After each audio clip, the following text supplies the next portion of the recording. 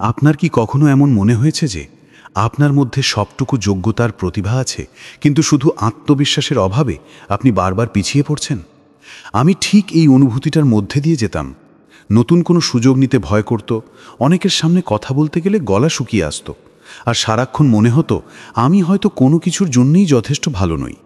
একটা অদ্ভুত নিরাপত্তাহীনতা আমাকে ভেতর থেকে তাড়িয়ে বেড়াতো। আমি জানি আপনাদের অনেকেই এই অনুভূতির সাথে পরিচিত, কিন্তু তারপর আমি মাত্র 7 দিনের একটা ছোট্ট চ্যালেঞ্জ নেই। সত্যি বলছি, আমি ভাবতেও পারিনি যে এই সাধারণ চ্যালেঞ্জটা আমার জীবনকে এমনভাবে বদলে দেবে। এটা আমার আত্মবিশ্বাসকে শুধু ফিরিয়েই আনেনি, বরং আমাকে ভেতর থেকে এমন এক শক্তি দিয়েছে যা আজও আমার পথ চলার সবচেয়ে বড় সাপোর্ট সিস্টেম। আজকের এই ভিডিওতে আমি আমার সেই ব্যক্তিগত জার্নির গল্পটাই আপনাদের বলবো, এবং সেই 7 দিনের চ্যালেঞ্জটা শেয়ার করব। আমি বিশ্বাস করি এই চ্যালেঞ্জটা যদি আপনারাও মন থেকে গ্রহণ করেন, তাহলে আপনাদের জীবনেও এক অসাধারণ পরিবর্তন আসতে বাধ্য।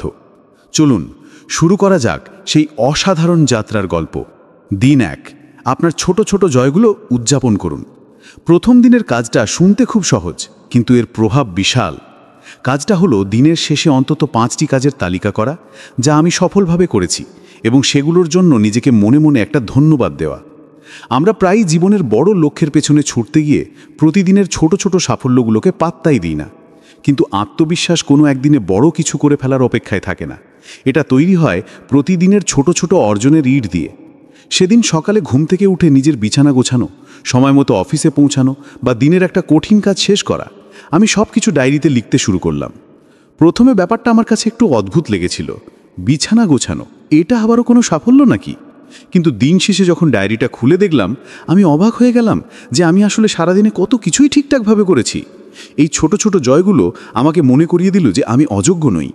এই অভ্যেসটা আমার মধ্যে একটা নিয়ন্ত্রণের অনুভূতি এনে দিয়েছিল, এবং নিজের ওপর বিশ্বাস ফেরানোর প্রথম ধাপ ছিল এটাই।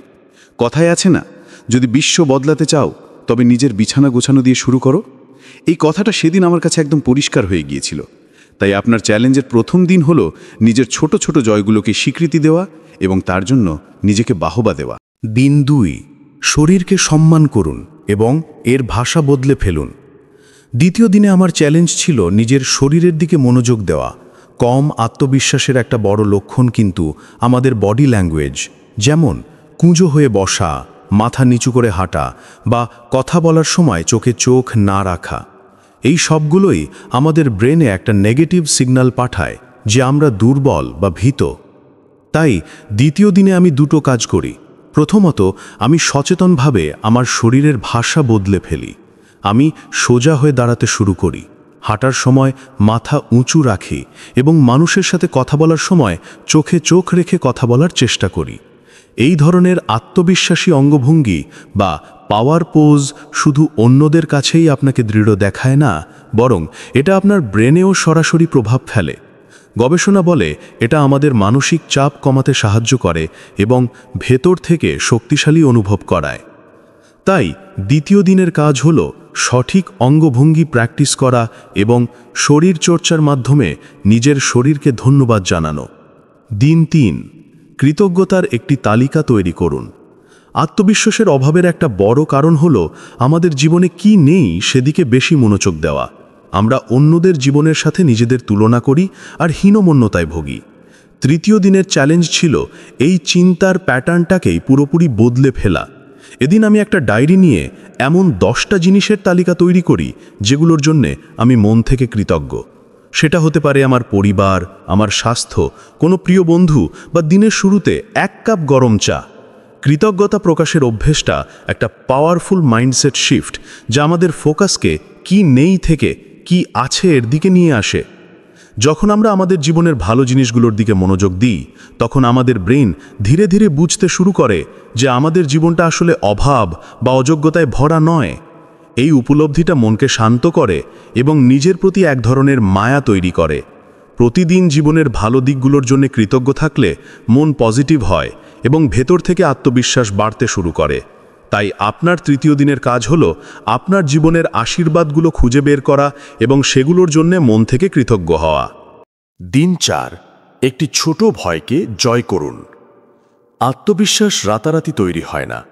এটা তৈরি হয় আমাদের কমফোর্ট জোন বা স্বস্তির বৃত্ত থেকে বেরিয়ে আসার মাধ্যমে।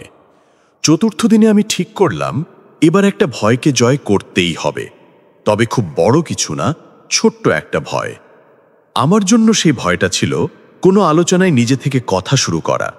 আমি সব সময় চুপ করে থাকতাম এই ভেবে যে যদি আমি কোনো ভুল কথা বলে ফেলি বা অন্যরা যদি আমাকে নিয়ে হাসাহাসি করে।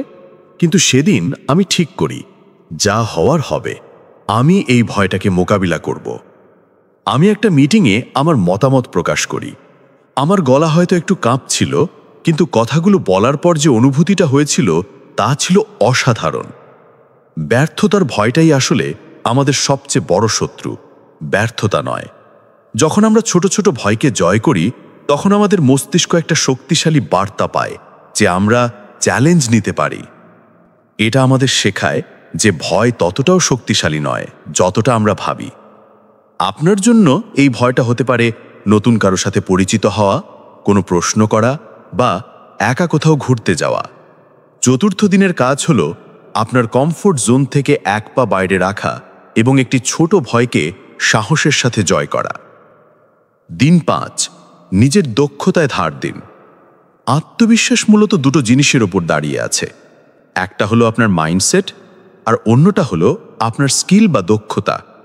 পঞ্চম দিনের চ্যালেঞ্জ ছিল নতুন কিছু শেখার জন্য সময় দেওয়া। নিজের পছন্দের কোনো একটা বিষয়ে দক্ষতা বাড়ালে আত্মবিশ্বাস এমনিতেই বেড়ে যায়। কারণ যখন আমরা জানি যে আমরা কোনো একটা কাজে দক্ষ, তখন যে কোনো পরিস্থিতিতে আমরা অনেক বেশি কনফিডেন্ট থাকি। আমি সেদিন একটি অনলাইন কোর্সে এনরোল করি যা আমার কাজের সাথে সম্পর্কিত ছিল। মাত্র 1 ঘন্টা নতুন কিছু শেখার পর আমি নিজেকে আগের চেয়ে অনেক বেশি যোগ্য এবং শক্তিশালী অনুভব করতে শুরু করি। জ্ঞান আর দক্ষতা থাকলে যে কোনো পরিস্থিতিতে আত্মবিশ্বাস নিয়ে এগিয়ে যাওয়া যায়। আপনাকে বিশাল কোনো কোর্স করতে হবে না। আপনি একটা নতুন বই পড়া শুরু করতে পারেন, ইউটিউব থেকে নতুন কিছু শিখতে পারেন বা আপনার পুরনো কোনো জ্ঞান ঝালিয়ে নিতে পারেন। যখন আপনি নিজের উন্নতির জন্য কাজ করেন তখন আপনার আত্মসম্মানবোধও বাড়তে থাকে। তাই পঞ্চম দিনের কাজ হলো নিজেকে আরও যোগ্য করে তোলার জন্য নতুন কিছু শেখা। দিন 6, ইতিবাচক মানুষের সাথে সময় কাটান।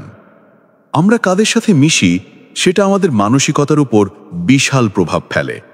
ষষ্ঠ দিনের চ্যালেঞ্জ ছিল নেতিবাচক মানুষদের থেকে দূরে থাকা এবং এমন কারো সাথে সময় কাটানো যিনি আমাকে মন থেকে উৎসাহিত করেন।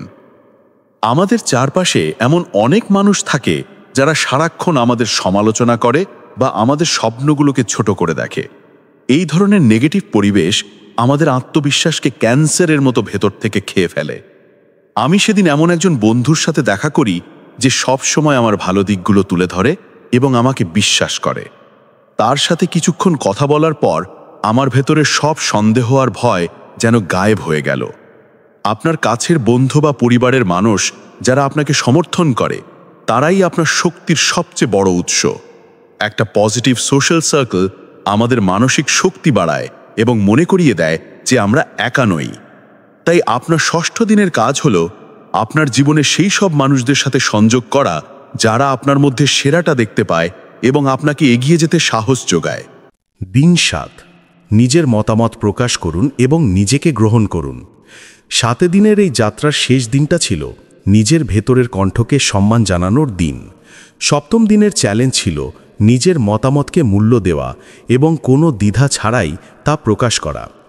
অনেক সময় আমরা অন্যদের খুশি করতে বা ঝামেলা এড়াতে নিজের মতামত চেপে যাই, কিন্তু এটা করতে গিয়ে আমরা দিনের পর দিন নিজেদেরকেই অসম্মান করি। নিজের কথা বলতে না পারাটা আত্মবিশ্বাসের অভাবের একটা বড় লক্ষণ। আমি সেদিন ঠিক করি যে আমি অন্তত একটা আলোচনায় নিজের যা মনে হয় তা স্পষ্টভাবে বলবো, যদিও তা অন্যদের থেকে আলাদা হয়। নিজের প্রতি সৎ থাকা এবং নিজের মতামত প্রকাশ করার পর আমি অনুভব করি যে আমার চিন্তারও মূল্য আছে। এর সাথে আরেকটা জরুরি কাজ ছিল নিজেকে পুরোপুরিভাবে গ্রহণ করা, আমার সব শক্তি আর দুর্বলতা মিলিয়ে। নিজেকে নিখুঁত বানানোর চেষ্টা করার কোনো দরকার নেই। নিজের ভুলগুলোকে স্বীকার করে সেখান থেকে শেখার মানসিকতা তৈরি করাই আত্মবিশ্বাস বাড়ানোর অন্যতম সেরা উপায়। আমি সেদিন আয়নার সামনে দাঁড়িয়ে নিজেকে বলি, আমি যেমন আমি ঠিক তেমনই যথেষ্ট ভালো। আমার রূপান্তর এবং উপসংহার। এই 7 দিনের চ্যালেঞ্জটা শেষ করার পর আমি আয়নার সামনে দাঁড়ালাম। বাইরে থেকে হয়তো আমার মধ্যে কোনো পরিবর্তন আসেনি, কিন্তু আমি ভেতর থেকে এক নতুন মানুষ হয়ে উঠেছিলাম। আমার কাঁধ আর কুঁজো হয়ে থাকতো না, কথা বলার সময় আমি আর ইতস্তত করতাম না, এবং সবচেয়ে বড় কথা, আমি আর নিজেকে অযোগ্য ভাবতাম না। এই 7 দিনের ছোট ছোট অভ্যেস আমার মধ্যে এক স্থায়ী পরিবর্তন এনে দিয়েছে। আত্মবিশ্বাস রাতারাতি তৈরি হয় না, এটি একটি ধারাবাহিক অনুশীলন। এই চ্যালেঞ্জটি আমাকে সেই অনুশীলন শুরু করতে সাহায্য করেছে। এটি আমাকে শিখিয়েছে যে আত্মবিশ্বাস মানে ভয়হীন হওয়া নয়, বরং ভয় থাকা সত্ত্বেও এগিয়ে যাওয়ার সাহস রাখা। এখন আপনার পালা। আমি আপনাকে এই 7 দিনের চ্যালেঞ্জটি গ্রহণ করার জন্য আমন্ত্রণ জানাচ্ছি। হয়তো প্রথম দিকে আপনার কাছে ব্যাপারটা একটু অন্যরকম লাগবে, কিন্তু আমি কথা দিচ্ছি, যদি আপনি কনসিস্টেন্ট করতে পারেন, আপনি নিজের মধ্যে এক অসাধারণ পরিবর্তন লক্ষ্য করবেন। Call to action. আপনি কোন দিন থেকে এই চ্যালেঞ্জ শুরু করতে চান, অথবা আপনার সবচেয়ে বড় ভয় কোনটি যা আপনি এবার জয় করতে চান, আমাকে কমেন্ট সেকশনে জানান। আমি আপনাদের প্রত্যেকের গল্প শোনার জন্য অধীর আগ্রহে অপেক্ষা করছি। যদি এই ভিডিওটি আপনার জীবনে একটুও মূল্য যোগ করে থাকে, তাহলে দয়া করে ভিডিওটি লাইক করুন এবং আপনার বন্ধুদের সাথে শেয়ার করুন। কারণ হয়তো আপনার একটি শেয়ার অন্য কারো জীবন বদলে দিতে পারে। আর এই ধরনের আরও ভিডিও পেতে আমার চ্যানেলটি সাবস্ক্রাইব করতে ভুলবেন না। সবশেষে মনে রাখবেন, আপনার ভেতরের শক্তি আপনার কল্পনার চেয়েও অনেক বেশি। নিজের ওপর বিশ্বাস রাখুন, কারণ সফলতার প্রথম এবং সবচেয়ে গুরুত্বপূর্ণ ধাপ হলো আত্মবিশ্বাস।